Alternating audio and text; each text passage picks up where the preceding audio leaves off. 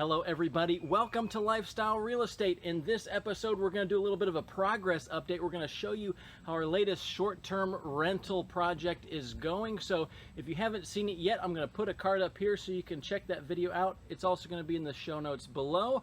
We bought a house. It's going to be rented out on Airbnb, on VRBO.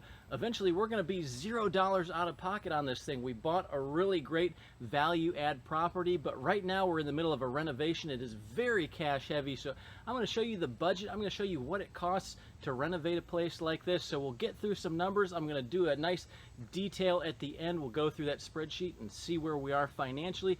But for now, let's go ahead and head up to that property. Let's take a look at the progress and see what's been done so far.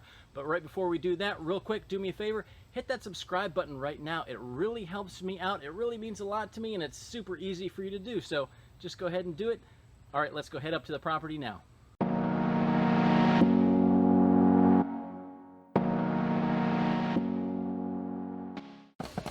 I love the sound of Mexican music and air hammers. It means that we've got a roof going on. Once this place is dried in, then the project can really start. So this is really the first main big project that we've got going on. The HVAC guys are also here. They're going to put in a new furnace so we can get some heat up here. It's starting to get cold out. It's September already, so cold weather's on the way, and we need a furnace that works. So this project is well underway. Cabinet doors are off, so what I'm going to do now, I'm going to use a special oil-enriched cabinet paint. We're going to paint these a nice dark gray. Those countertops, they're going to be white quartz here pretty soon, but I'm going to paint those cabinet fronts. I've ordered some new doors. They're going to be a nice craftsman design. They're going to be made out of pine. They'll be painted as well. I think it's going to look really good when that's done.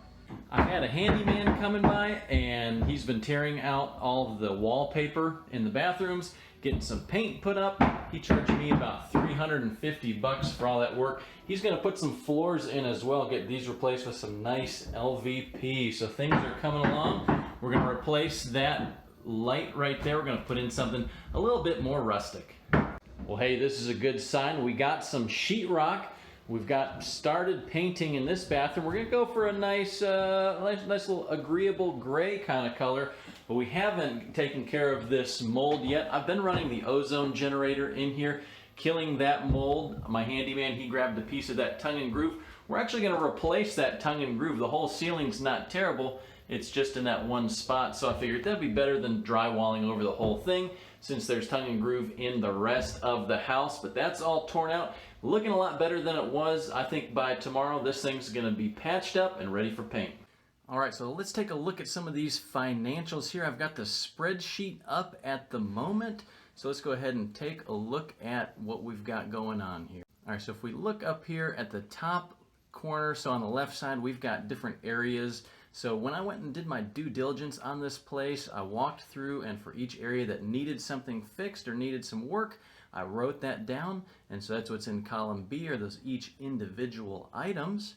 And then in the next column over, we've got what that cost estimate is, what I thought that would cost. So that's column C there, cost estimate for each project. So going on down the line, so I thought it'd be about $40,000 altogether. So that's where that number came from.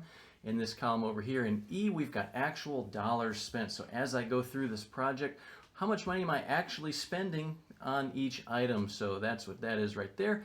And then over here in the next column on the far right, we've got variance. So that really takes a look at, for the items I've spent so far, was I under or over budget? So here, for example, the roof, I thought it would be about $10,000. It was really $13,500, so about $3,500 over budget.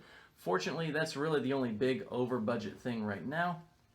For the rest of the stuff, I'm pretty well under budget. So we'll take a look. Let's go line by line and see what we've done so far and see where we are as far as where we thought we would be on the budget. So here we've got the permit, $0. We kind of knew what that was ahead of time. $3,500 over on the roof. We're a little bit under budget on that bathroom. Remember all that mold and the sheetrock and stuff that had to be replaced? Didn't cost quite as much as I thought it would be. Found a good handyman. Flooring, this is a big one. I thought we were going to have to replace carpet throughout the whole place. Once I got in there, we found that the carpet cleaned up pretty well. It's actually in really good shape, and it's a color that goes with the rest of the theme of the house. So instead of replacing everything throughout the entire house, what we're doing is just replacing the floors in the kitchens and the bathroom. So it's, I think, $637 there. So we're quite a bit under budget. Beyond that, appliance haul off. I didn't really account for paying somebody to remove appliances, but we did that. The microwave here, I thought I'd have to replace it. Turns out I don't have to replace it. So that's what we got there. Kitchen cabinets, a lot less than I thought they would be. So I thought those were going to be a couple $1,000. Only turned out to be about $800. I'm going to do that labor myself. So that'll save quite a bit of money there.